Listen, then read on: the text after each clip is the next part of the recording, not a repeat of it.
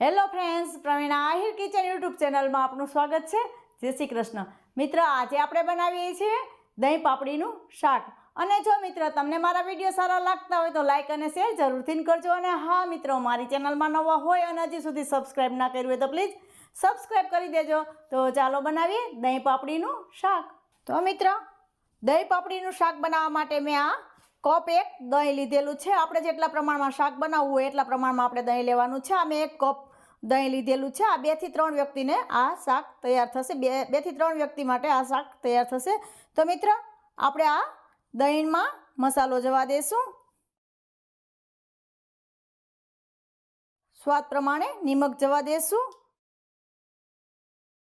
થોડી હળદર જવા દેશું। મિત્ર, આવી રીતે દહીં પછી વઘાર કરશું એટલે દહીં ફાટે નહીં, એટલા માટે આપણે એમાં થોડો પહેલાં મસાલો કરી લેવાનો છે।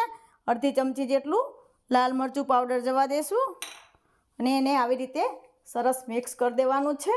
મિત્રો, આપણે દહીં મીડિયમ લેવાનું છે, વધારે ખાટું નથી લેવાનું, મીડિયમ દહીં આપણે લેવાનું છે। તો આવી રીતે દહીંમાં મેં મસાલો કરી લીધેલો છે। તો હવે આપણે તેલને મૂકી દઈશું ગરમ। મિત્ર, દહીં પાપડીનું શાક બનાવવા માટે મેં આ સિંગ તેલ લીધેલું છે। આ અડધો ચમચો મેં તેલ લીધેલું છે અને તમે કોઈ પણ તેલ લઈ શકો છો। તો એમાં આપણે થોડી રાઈને જવા દેશું। એક સૂકું લાલ મરચું છે એને જવા દેશું। બાદિયા જવા દેશું। તજનો ટુકડો જવા દેશું અને લવિંગને એમાં જવા દેશું।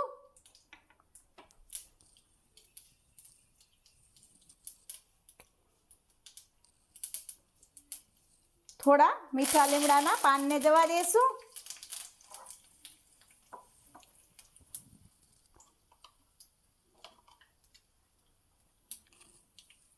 ચૂટકી હિંગ જવા દેશું અને હવે આપણે આ દહીંને એમાં જવા દેવાનું છે। મિત્રો, દહીં નાખ્યા પછી એકદમ સતત ચલાવતા રહેવાનું છે। આવી રીતે મીડિયમ ફ્લેમ ઉપર આપણે આ શાકને બનાવવાનું છે। તો આવી રીતે સતત ચલાવતા રહેવાનું છે।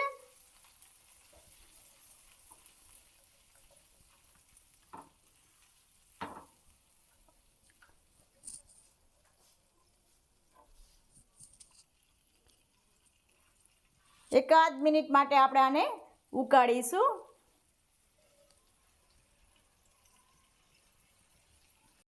મિત્ર, એકાદ મિનિટ જેવું થઈ ગયું છે। હવે આપણે આ સરસ દહીં ઉકળી ગયું છે। હવે એમાં આપણે સ્વાદ પ્રમાણે મીઠું જવા દેશું, થોડી હળદર જવા દેશું અને મિત્રો, આ લાલ મરચું પાવડર અને લસણ અને આદુની પેસ્ટ બનાવેલી છે એને પણ એમાં જવા દેશું। આવી રીતે પેસ્ટ નાખશો એકદમ મસ્ત તમારું શાક તૈયાર થશે। હું બધા જ શાકમાં આવી રીતે પેસ્ટ નાખું છું, એકદમ મસ્ત ટેસ્ટ આવે છે શાકનો। આવી રીતે બધું સરસ મિક્સ કરી દેવાનું છે।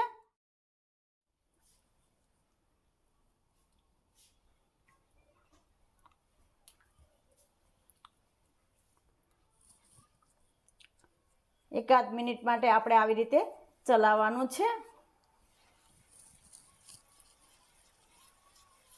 મિત્રો, ફટાફટ આ શાક તૈયાર થઈ જાય છે અને નાના મોટા બધા જ આવી રીતે શાક બનાવશો તો ખૂબ ભાવશે અને તમારા વખાણ કરતા નહીં થાકે, એટલા મસ્ત એટલું મસ્ત આ શાક બને છે। તો આવી રીતે સરસ બધો મસાલો તૈયાર થઈ ગયો છે। આપણું આ દહીંમાં સરસ સેટ થઈ ગયો છે। હવે એમાં આપણે થોડું પાણી નાખીશું। મિત્ર, 1 કપ જેટલું આપણે પાણી નાખવાનું છે, 1.5 કપ જેટલું પાણી નાખવાનું છે, જેથી આપણે આમાં પાપડી નાખવાની છે। પાપડી નાખવો એટલે પાપડી ચણાના લોટની હોય છે એટલે સોચી લેશે પાણીને। તો આવી રીતે હવે આપણે આને 2 મિનિટ માટે પકાવીશું। તો મિત્ર, હવે આવી રીતે સરસ આપણું શાક ઉકળી ગયું છે। હવે આ મેં એક પાપડી લીધેલી છે એને એમાં જવા દેશું। વજનમાં જોઈએ તો 70 ગ્રામ જેટલી આ પાપડી લીધેલી છે।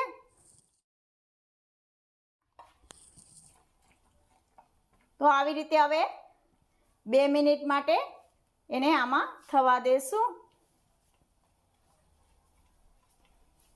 2 મિનિટ માટે ઢાંકણ ઢાંકી અને રાખી દેશું. હવે તો મિત્રો 2 મિનિટ થઈ ગઈ છે. હવે આપણે શાકને જોઈ લેશું. મિત્રો સરસ આપણી પાપડીનું શાક તૈયાર થઈ ગયું છે. એકદમ મસ્ત. પાપડી એકદમ સોફ્ટ હોય છે, એને બનતા વાર ન લાગે.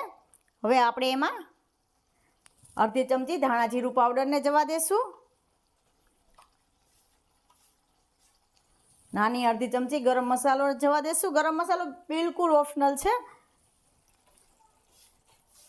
તમારે જરૂર હોય તો નાખવાનો. હવે મિત્રો આપણે હું આમાં શાકમાં ખાંડ નથી નાખતી. તમને થોડું મીઠું શાક ભાવતું હોય તો તમે ખાંડ પણ નાખી શકો છો. તો મિત્રો હવે આપણું આ શાક તૈયાર છે. હવે આપણે ગેસને બંધ કરી દઈશું અને આપણી પેનને નીચે લઈ લેશું.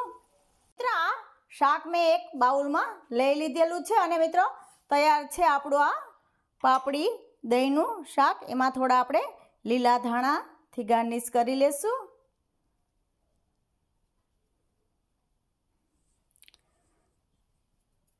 તો મિત્રો કેવું લાગ્યું તમને આ દહીં પાપડીનું શાક એ મને કોમેન્ટ બોક્સમાં જરૂરથી જણાવજો. અને આવી જ નવી નવી રેસીપીઓ જોવા માટે મારી ચેનલને સબસ્ક્રાઈબ કરવાનું બિલકુલ ના ભૂલતા. ફરી મળીશું એક નવી રેસીપી સાથે. ત્યાં સુધી જય શ્રી કૃષ્ણ.